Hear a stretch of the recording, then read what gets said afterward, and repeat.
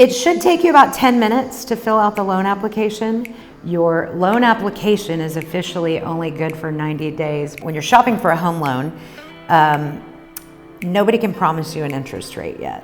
Ask for a loan quote, to see things in writing, ask anything. There are no stupid questions, so don't be afraid to ask questions.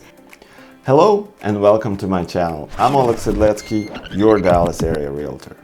If you are buying a home and have questions about financing, this video is for you. In this video, I talk with the Dallas area loan originator, Wrayanne Williams.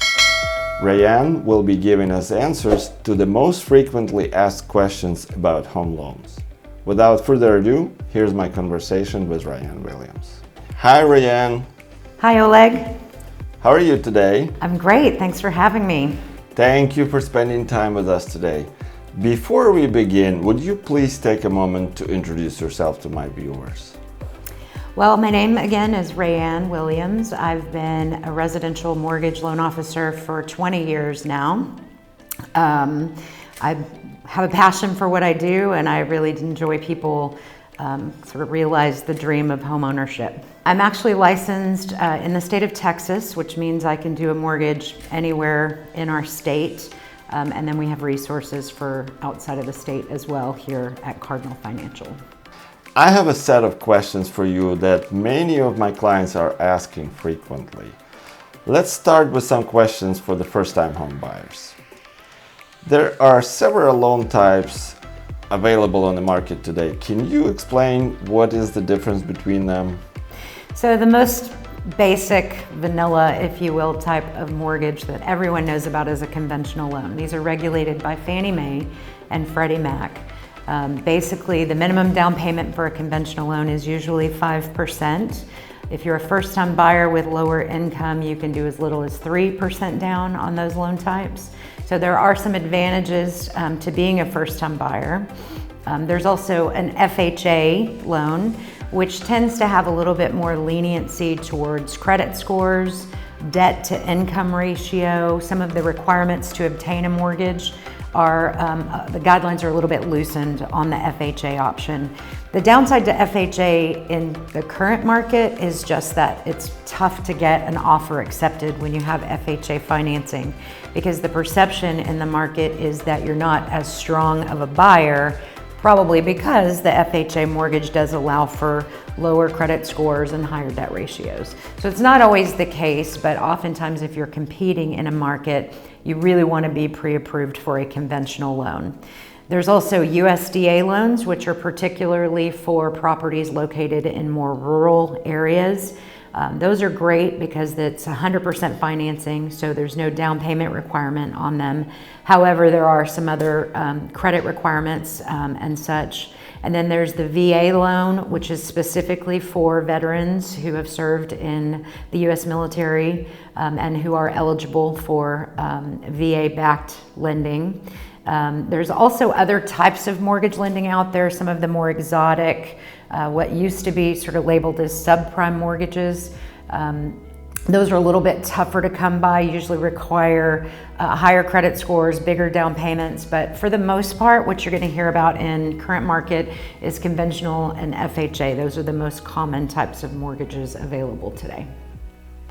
Thank you for explaining that. I always say to my prospective clients, talk to your lender before you start searching for homes. Why is it important to work with a lender early in the process? I'm of the opinion that it's never too early. If you think you may be in the market to purchase a home anytime in the next 12 months to 18 months even, it doesn't hurt to go ahead and apply. Your loan application is officially only good for 90 days, but all that means is that the credit report that's tied to your loan application is expired. I can always re-pull credit and use the same application so that you don't have to reapply. The advantage of doing it early in the game is that we can look at things such as your income and say, how is that going to grow over the course of the coming months? We can look at your credit report and see, oh, you've got credit balances or credit card balances that are high compared to the limit of that which you can borrow, which may be affecting your credit score, even if you make perfect on-time payments. So there's lots of aspects of the loan application that we can help you tweak if we know early enough in advance and can advise you on how to handle that process. I would never recommend that you go begin looking for a home until you've talked to a loan officer who's going to be able to tell you what the monthly payment's going to look like, how much money you're going to need for down payment, and how to get the best possible interest rate. Yes, I think knowing your budget is a time saver. Now, how do home buyers apply for a home mortgage, and what do they need during that process? So the first step in any mortgage process is really just completing the loan application. We try to keep that simple for you with an online application that you can find right on my website. You'll need basic information, name, address, date of birth, social security number. We'll be asking you questions about your monthly income as well as any assets, liquid cash that you have available in the bank to cover down payment, closing costs, and any potential reserve requirements that are required for loan eligibility. We're going to be pulling your credit report. And we're just going to be looking at the overall strength of the loan application based on these factors: credit, income, assets, and then stability of income as well. Thank you. It sounds very easy and less complicated than people think. Now, how long does it take to fill out a mortgage application, and what happens next? It should take you about 10 minutes to fill out the loan application. Remember that this is the first step. So you're filling out the application based on information that you can answer off the top of your head. I don't need account numbers and to the penny balances of your bank accounts. I just need you to paint me a picture.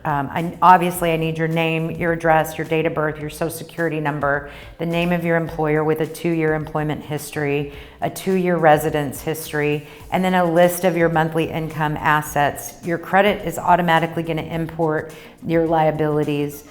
I usually tell people, don't even put your retirement accounts or your cars. You don't even have to list those in assets, because it's not liquid. If it's not liquid and you don't intend to use it for closing, then there's no point in putting it on the application. So my job as your loan officer is to look at the application, keep it as simple as possible, so there's the least amount of documentation required as possible from you.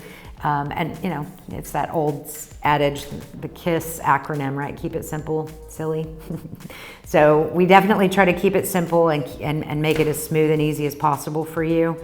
But yeah, we definitely need to see documents before we can issue those pre-approval letters. That's great news. 10 minutes is not long at all to fill out an application. Let's talk about pre-approval. What's the difference between pre-approval and pre-qualification?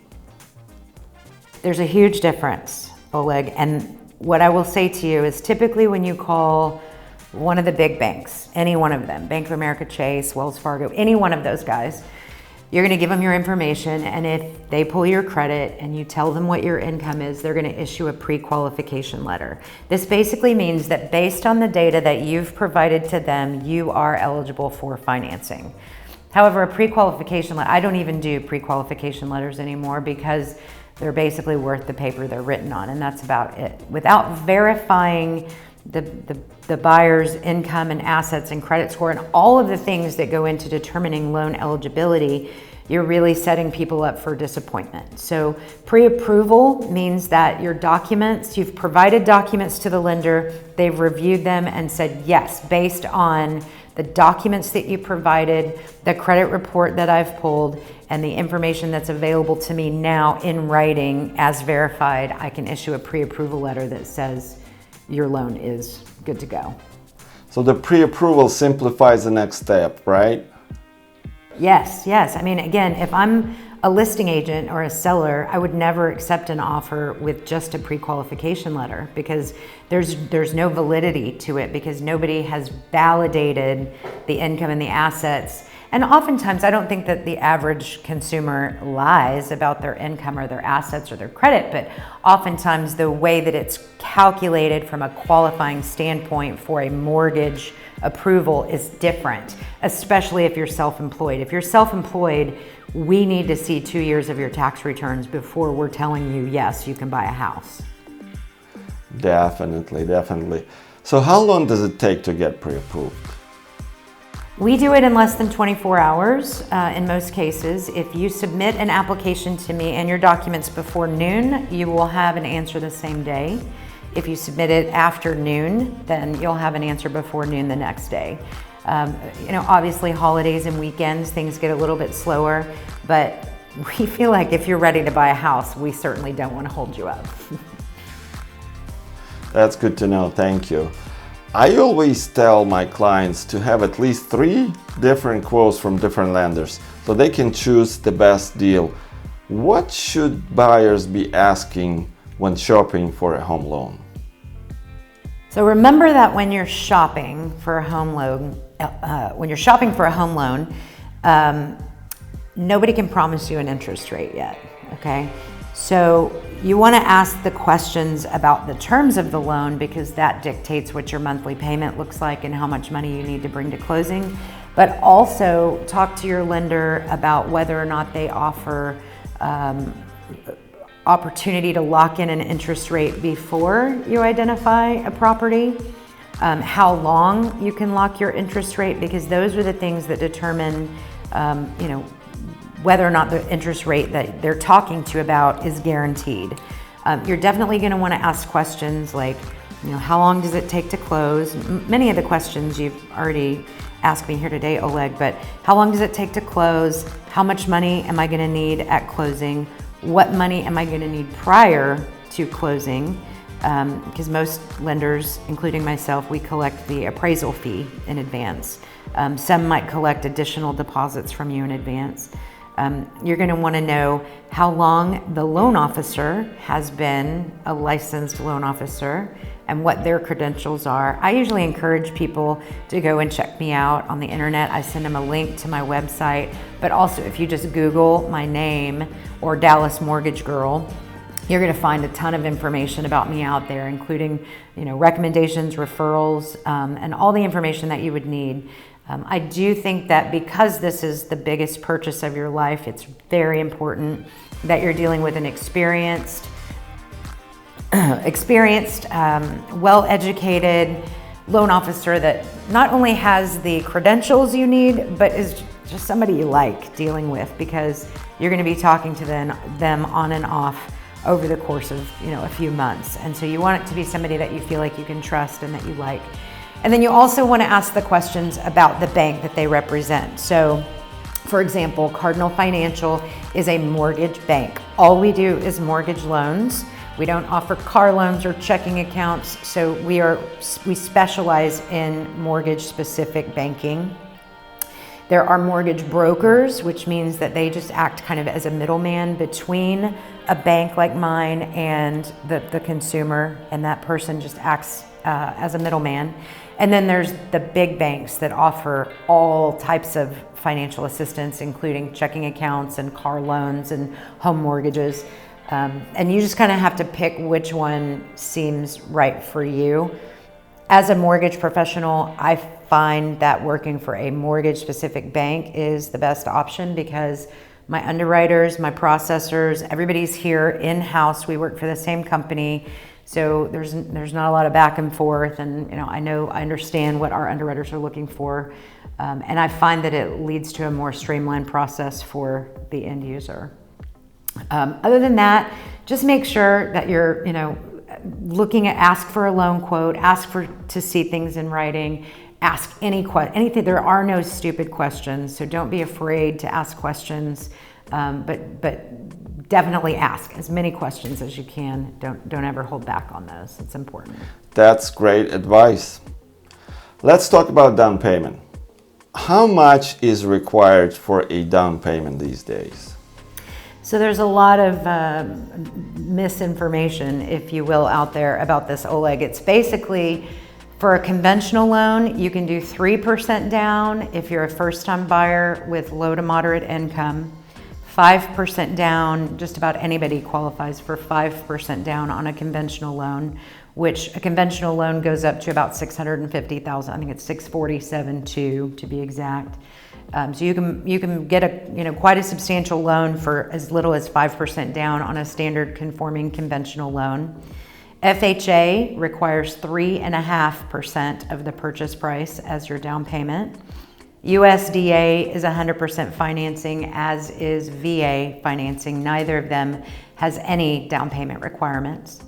There are programs available throughout the state of Texas for down payment assistance where you can get 3, 4, 5%. This can be either in the form of a grant, which you never have to repay, or it can be in the form of a zero interest, zero payment loan that is eventually forgiven. And the different entities that provide this type of assistance have different requirements, but they all have income limits and they all require at least a credit score of 620, some are up to 640 now. So you'd want to make sure that your credit's at least okay to be eligible for any type of down payment assistance. Once you factor in the down payment, the other thing you have to consider as far as money that you need when you buy a house is closing costs.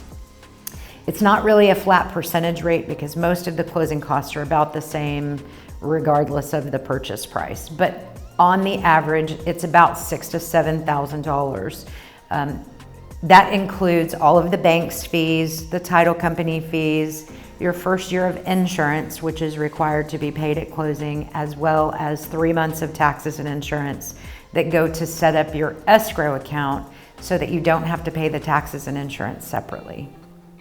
Just to confirm, the closing costs are separate from down payment, correct? Correct. So you have down payment and then you also have closing costs.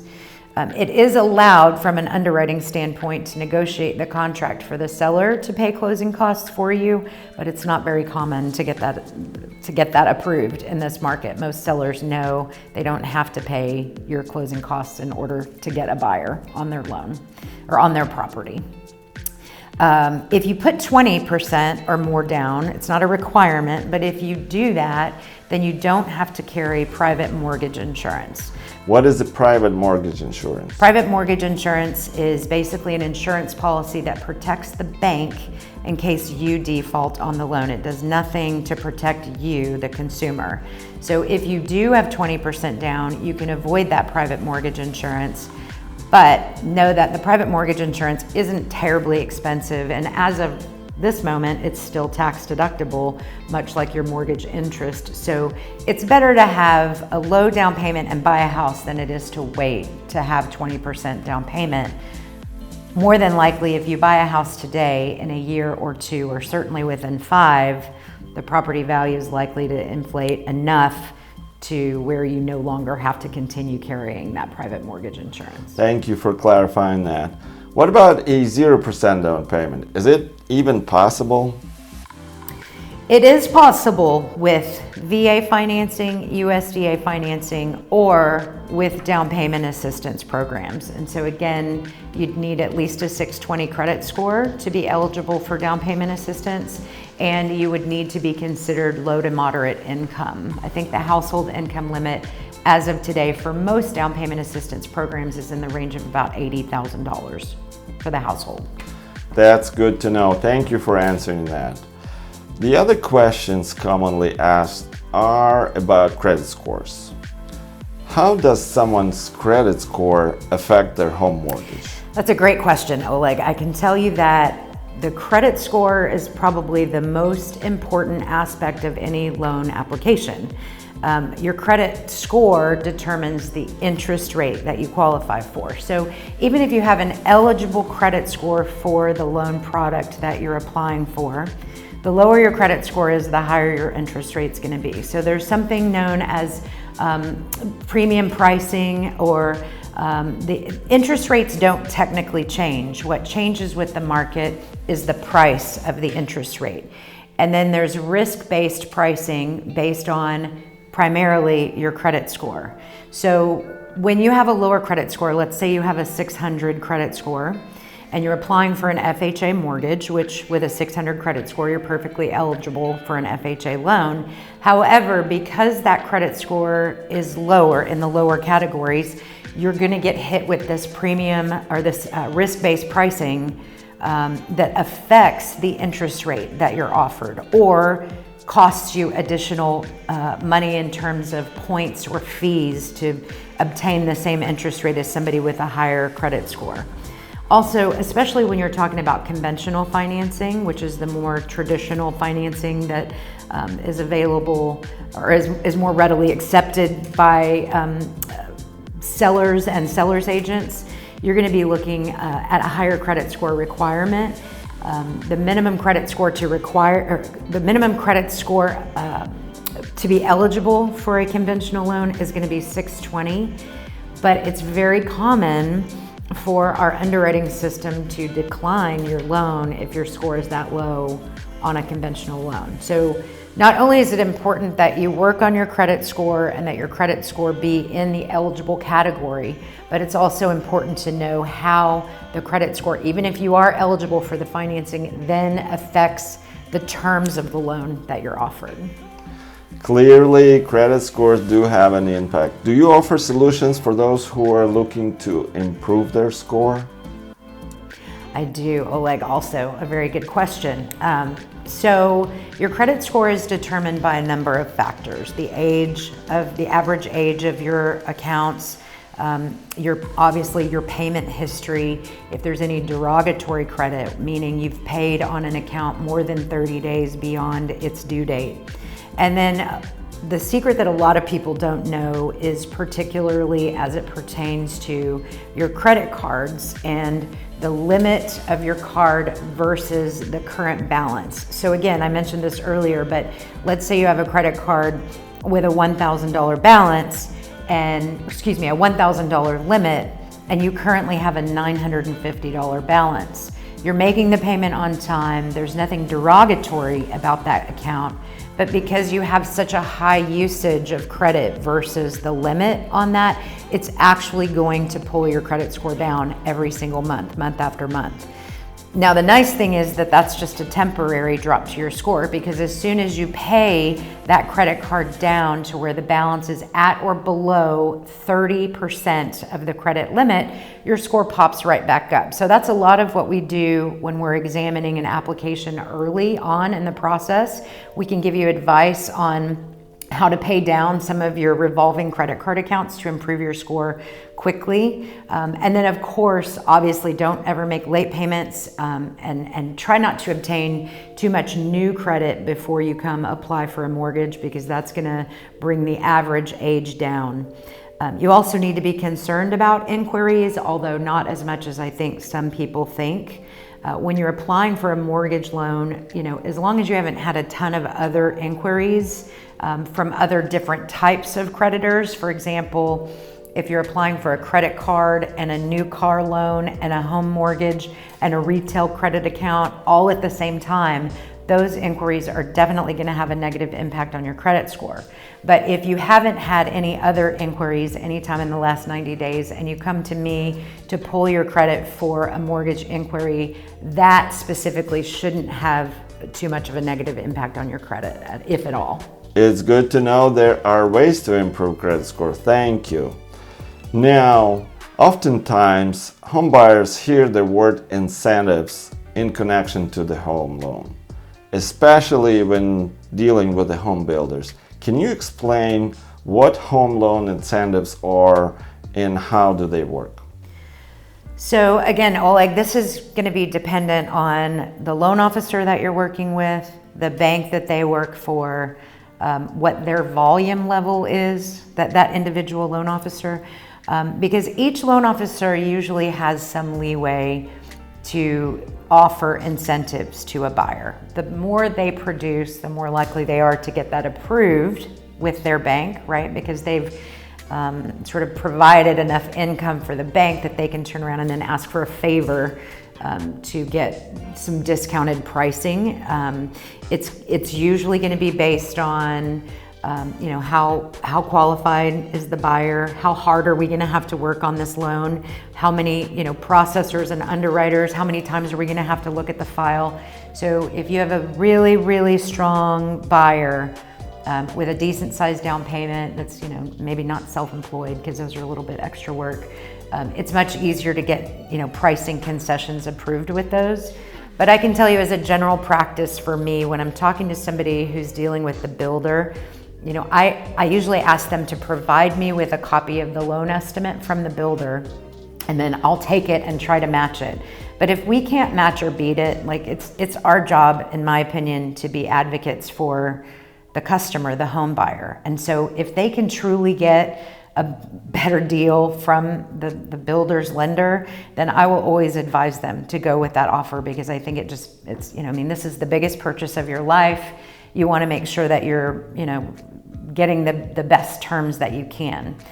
On the other hand, the other thing to consider is when you're dealing with the builder's lender, it's typically a loan officer and potentially even a bank that doesn't do much business outside of those builder loans. And so, they maybe don't have the same kind of follow-up and customer service and hand-holding that a lot of, especially first-time buyers, need. So you just kind of have to weigh it out and see what your priorities are. One of the analogies that I often use is, are you the person that goes to the grocery store and buys Tide? Or are you the person that goes to the grocery store and buys the Walmart brand or whatever store brand laundry detergent? In some cases, you're willing to pay more for a better product. And I feel like that's what I bring to the table with my experience and knowledge is, especially if you have a tricky situation, you're going to want a very experienced and well-educated loan officer to help you through that process. So it might cost more, but it very well could be worth it, Oleg. Thank you for explaining that. Every home loan has different fees, terms, and conditions. How do you help home buyers understand all the fees and conditions early in the process? Yeah, so on the first phone call, one of the things that we do when we're discussing the terms of the loan. So I want the home buyer to be crystal clear on not only what their monthly payment expectations should be, but also exactly how much money do you need out of pocket. So what that total number is comprised of is your down payment, which is 3, 5, 3.5, 10, 20, whatever your down payment options are. And then in addition to that, you have closing costs. Closing costs are comprised of lender fees, which with Cardinal Financial are in the range of about $1,500. Then you're going to have to pay the title company, which the title company is the sort of the go-between between the seller and the buyer and the lender. And they're the ones that bring all the money together and then distribute it to where it needs to go. They also issue what's known as a title commitment. So it's a title insurance policy that protects the buyer against anyone who might, have a claim against the title to that property down the road. So it protects both the buyer as well as the lender, since we're going to hold collateral on the property. Those fees, it is usually based on the loan amount, but somewhere in the range of $2,000 to $3,000 total is what you're typically going to pay on about a $350,000 purchase price. In addition to that, you're going to have to pay an appraiser, which is in the range of $500 to $600. You're going to want to get an inspection on the property, which is around the same, somewhere between 3 and 5, depending on the scope of the inspection, whether there's a pool, etc. And then one of the biggest pieces of the money you need at closing is the first year of your homeowner's insurance, which is required to be paid at closing. So a normal homeowner's insurance policy on a $350,000 house is going to be in the range of $2,000 to $2,500. That's payable at closing. And then in addition to that, you have 3 months of taxes and insurance that goes into your escrow account. It's basically money set aside as a reserve so that the next time your taxes or insurance comes due, there's sufficient funds available in your escrow account. So when you make your monthly payment, you're paying the principal and interest of the loan plus 1/12 of the annual insurance premium and 1/12 of the annual taxes. And so all of that combined together is, your down payment plus your closing costs. But it's very important. We walk through that. I give you a loan quote that gives you an itemization of all of those numbers so you know what they are and you can see where I'm coming up with, the number that I give you in terms of what you need on closing day and then prior to closing day. Thank you for answering that. I think understanding the numbers and conditions before making a decision is very important. In a loan estimate, homebuyers see rate and IPR numbers, which often confusing for them. Can you explain the difference between loan rates versus APR? Good question, Oleg. So I get this one a lot. The interest rate is the number multiplied times your loan amount to equal your payment. That is the interest rate. And that is what we sell to you, is the interest rate. The APR stands for annualized percentage rate. And on some levels, it's a bit of an arbitrary number because it's assuming the APR calculation is always based on the assumption that you pay only your minimum payment each month and you never pay it one day early or one day late. You pay it on the first of each month for 30 years without ever, you don't pay it off early, you don't refinance. That's how the APR is calculated. It's basically a mathematical equation that includes all of the interest that you pay on the loan, assuming that you pay on the first of each month, never early, never late. All of the closing costs that are associated with your closing on the day that you close on the property. And so all of those are factored in. So the APR is always going to be higher than the interest rate because it's going to include your closing costs. The purpose of APR was really derived so that you could shop, because you could look at one lender that says, oh, my rate is 3.875 today. And then you go to the next lender and they say, my rate is 3.875. And how do you compare those two things without getting a full, loan estimate with everything itemized? Well, you look at the APR, because the APR, if this 3.875 lender has a higher APR, it's because they're potentially charging you points to get that rate. So their closing costs are going to be higher. And that gives you sort of a baseline to compare one lender to the next to include the APR. However, it is not your interest rate and should not be considered as your interest rate, and really only should be used under those circumstances to compare apples to apples from one lender to the next. Thank you for explaining. Hopefully it will clear the confusion. Can you talk about closing costs versus down payment versus monthly payment? Which number is more important and takes priority? Yeah, Oleg, I think everyone sort of has different priorities, right? And so it's our job as loan officers to go in and find out what those priorities are. For some people, they really need their monthly payment to be as low as it can possibly be, even if it means they have to bring extra money to closing. I'm of the personal opinion that it makes sense to keep as much money, liquid cash, in the bank always as possible, because you want plenty of money for emergencies or a rainy day or whatever you want to do with it. And once you use it as down payment to your house, it's no longer liquid. You don't have availability to access those funds in case of emergency. However, if you're in a position to where you have plenty of money in the bank and down payment is not a concern and you need your payment to be as low as possible, we'll walk through the options of what down payment yields what payment, what down payment yields what monthly payment, and where you're most comfortable. Again, that's different for every person, and it just depends on what their financial goals are. Thank you for explaining that. When it comes to closing, how long does it take to close on a home, and what affects the closing time frame? This is a great question, Oleg. I run into this all the time because people just don't have an understanding of what happens when.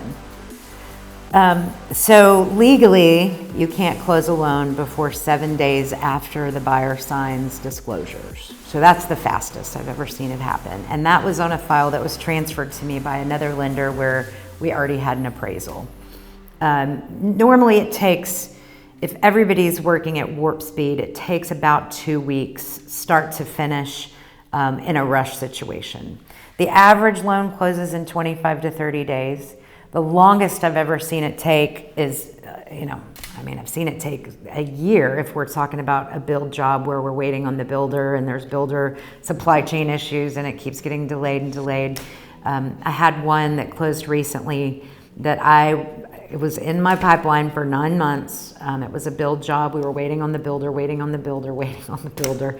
And unfortunately, the hard part with that is that, when we lock in the terms of the loan, the lock is only good for a certain period of time. And we extended this lock 3 times, and so I was out of extensions. And every time, before I ever locked the loan, I heard from the builder, this is our projected close date, and I locked it for 15 to 20 days beyond that date. And so, there's some things that are completely outside of our control, specifically with regard to new construction transactions, because we're 100% reliant on that builder to finish the house in time to close by the close date, which happens a little bit less frequently these days because of supply chain issues. But for the most part, on a standard, existing construction, I don't think I've ever had one go past 60 days, and that was, just because that was their close date. We don't ever need more than 30 unless there's some extenuating circumstance with regard to the property, or let's say the buyer goes and changes jobs midway through the process, something like that. But 30 days is plenty of time to close an average transaction, and we can do it in 15. Once you go under contract, your file is submitted to a processor who does a second look over the file to make sure the loan officer didn't miss anything. And then they submit it to an underwriter. And then the underwriter is going to go through everything with a fine-tooth comb. And 98% of the time, she or he is going to come back with conditions that say, okay, we approve this loan, but here are the conditions of the approval. And at that stage, we are required to maybe jump through a couple of extra hoops. Normally what I see at that stage is obviously stuff that's related specifically to the property, like the appraisal report, the title commitment to make sure there's no liens against the property, the survey to make sure that the meets and bounds of the property, there's no easements or problems with the financing piece on the property itself. But also, let's say, for example, you submit a pay stub to us after the file goes to processing that now shows a deduction for child support that wasn't on the pay stub that you submitted to me initially. So now we're gonna have to dig that up. Or let's say that you provide a bank statement that shows a large deposit of $30,000 and you forgot to tell me that your mom and dad gave you $30,000 to buy the house and we didn't know that going in. That is how additional conditions come up that require you to jump through some hoops. Oftentimes we need the buyer to get involved in helping us to do things like verify income, because their employer might need a signed document from them to do so, or verifying some change to the credit report, like they bought a new car last month but it's not reporting on the credit report yet, and so they have to do a conference call with the credit reporting agency to verify that data. So there's all kinds of steps that still have to happen, including signing documents and disclosures. And it's just really important that the buyer understand that from the time they submit the contract to us to the time they get their keys is still a process. And we still need them to be very involved in that process. And one of the things that I try to do to make that easier is send weekly updates. Every Friday you get an email from me that says this is the status of your loan and this is what we're waiting on, so that you're not out there in the dark. But that's, in a nutshell, what to expect during the loan process, Oleg. That's good to know, thank you. Let's talk about loans for a second home. If a person who already owns a home wants to buy a second residence, will it be the same type of loan? And what should second home buyers expect when looking to obtain a loan? So second home loans, basically the same as a primary residence loan. I will say that conventional financing is pretty much the only option for second homes and investment property. You can't do FHA financing unless it's primary residence. Same for USDA, VA, unless you're buying, there's some exceptions, but very, very few exceptions to this. So you need to be eligible for conventional financing for a second home or an investment property. The second home conventional loan is almost exactly the same as the primary residence. The interest rates are the same. The eligibility criteria is all the same. The only difference is the minimum down payment is 10% on a second home instead of the 5% that we talked about earlier for the primary residence. So you need to have a little bit more money available up front to buy a second home. You can have more than one second home, by the way, though. So typically they're going to underwrite that a little more closely to make sure it's not going to be an investment property. But let's say you're the type of person that needs a home in New York and one in Texas and one in LA. You could technically have 3 homes. One is primary residence and both of the others are your second homes. But there would need to be some explanation. It would either need to be in a resort or vacation area, or it would need to be you would need to have some explanation for why you need a second home in 2 different spots. Thank you for explaining. Oh, and by the way, are there loan conditions specific to second home buyers? So that they have to be at least 100 miles away from your primary residence, typically speaking. There are exceptions, like for example, you could have a primary residence in Dallas and then you could have a second home on Lake Louisville because it's considered a resort area. And those are not necessarily 100 miles apart, but if it's in a resort area, I can usually make a case for it as a second home. Good to know, good to know. Thank you for clarifying that. Let's talk about loans for investment properties. What should someone expect when looking to obtain a loan for an investment property? Investment property is a totally different animal. It's still conventional financing, but the minimum down payment for a conventional investment property loan is, it's technically 15%. However, at 15% down, remember you'd have to carry that private mortgage insurance, and it's really almost impossible to get private mortgage insurance on an investment property. So for the most part, you need 20% down to buy an investment property, and the pricing, meaning the interest rate and or the cost of the interest rate, improves significantly if you can do 25% down. It's just a different criteria in terms of the risk rating, and so it improves substantially. So if you are an investor who has 20 to 25% down and it doesn't make a huge difference to you whether you put 20 or 25% down, I recommend the 25% just because it is a significant difference in pricing. The other differences with investment properties, you typically have to show a reserve. So on your primary or second home, most often, as long as you show me that you have enough money to get through closing, you're good to go. But on an investment property, we want to see that you have 6 months of mortgage payments, including principal, interest, taxes, insurance, and any HOA or other costs associated with that housing.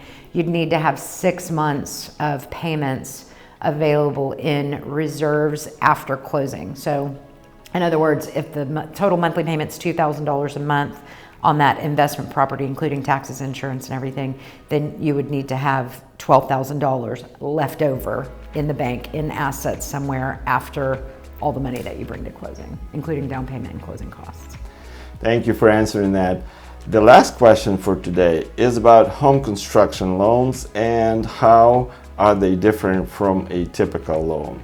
So what should someone expect when looking to obtain a loan for home construction, for example, to build a custom home?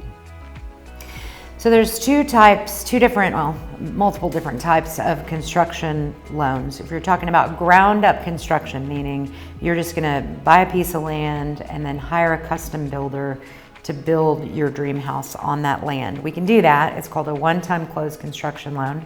And essentially what we do is we get you to provide architectural plans and specs for us so that we can see on paper what the house is gonna look like when you're done. And then we send off those plans and specs to the appraiser, and we have it appraised based on what it will be worth once the construction is complete. You can borrow up to 95% of that number it's actually the lower, it's 95% of the lower of either the appraised value subject to the completion or the total acquisition plus cost of construction. So let's say, for example, you found a lot that's $100,000 for the piece of land, and you want to spend $500,000 building a house. So the total acquisition cost is $600,000. You could borrow 95% of that 600, so you'd only need 5% out of pocket.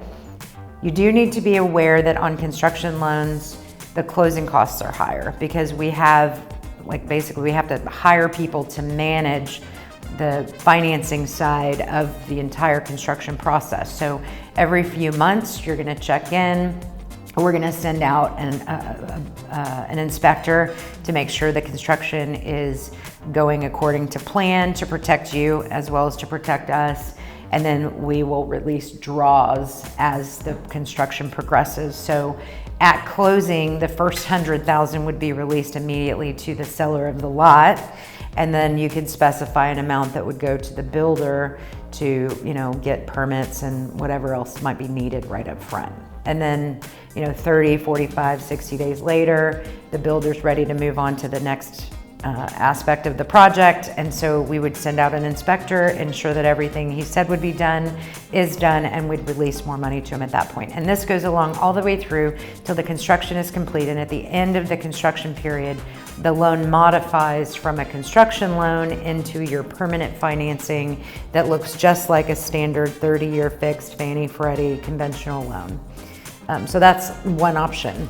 Another option that we don't have available here at Cardinal is a true construction loan, and that is where you just go to a bank and you get the money for construction and they do the draws to the builder, much like I was previously describing, except at the end of the construction period, you then have to refinance that mortgage into your permanent financing. It's called construction to perm financing. And I do offer construction to perm financing, but we don't do the standalone construction loan. We only offer the one-time close construction loan. And then the other option is, let's say you find a house that mostly meets your needs, but needs a lot of updates, might even need a new roof, or you might need to do an addition to the house or completely renovate the kitchen. There's also renovation loans available that work similarly. We get the plans and specs for the renovation that you plan, and we provide that to the appraiser, who gives us an appraisal report subject to the improvements you have planned. And then the same draw process works, and then at the end of the construction, it converts to your permanent financing. So the renovation loan and the one-time closed construction loan are structured very similarly, work very similarly. All of these construction type products do cost a little extra because there's some more manpower that goes into managing the process from the financial end of things, as well as it's a little bit higher risk for us as the bank. And so again, that risk-based pricing comes into play. So you pay a little bit more in fees, probably a slightly higher interest rate, but it's a great option in a tight market where there's not a lot of inventory, because you can find a house that might not perfectly suit your needs. It might not even be eligible as is for traditional financing, but with a renovation loan, you could make the improvements you need to make it work.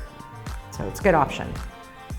My construction loan product is going to be capped at conforming loan limits, which is $647,200 for 2022.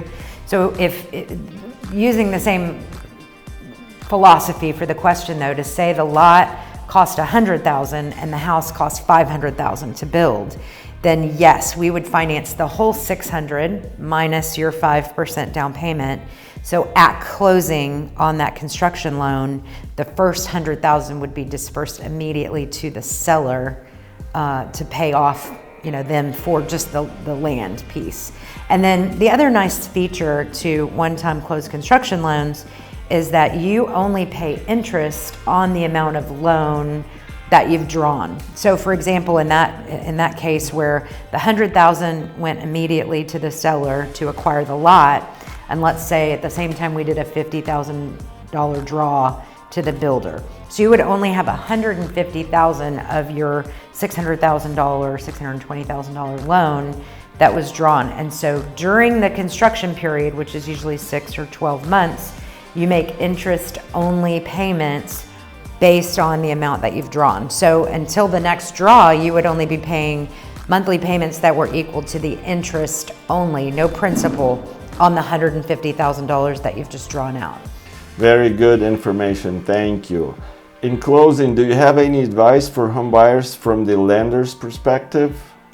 You know, I would just say, certainly in this market, which is considered a seller's market because there's limited inventory and a lot more buyers than sellers, just to keep in mind that interest rates are going up and they're predicted to continue going up. Nobody has a crystal ball to be able to tell you for sure. But the cost of waiting, like, you know, people want to believe that maybe the market will settle down and there'll be more inventory available in the future. But first of all, nobody's predicting that to be true. They say it might level off some, but it's not likely to get into a position where it truly switches to a buyer's market anytime in the next several years. And the cost of waiting is just not worth it, because if your interest rate's half a point higher, let's say what's in your budget today and what you can afford is a $450,000 mortgage. Well, if that interest rate goes up by half a point, now that's dropping you to more like $375,000 for the same payment. So you want to, I encourage everyone to seek out home ownership. I think it's the first step to personal wealth and you know, some financial stability, but don't wait. And I also highly recommend that you call me for financing, but if not me, then someone like me who's very experienced and not just in it for a commission check. Like, truly, you know, this is a passion for me, and I do this because I love to help people get into a home and, you know, attain their financial goals. And so seek out somebody that's really got your best interest at heart when it comes to the financing side of things. Wrayanne, I want to thank you for your time today. Your insight is going to help a lot of people understand the mortgage process. Thank you. Thank you again for having me. Folks, if you are looking for a lender and wish to contact Wrayanne, I will have her contact information in the description of this video.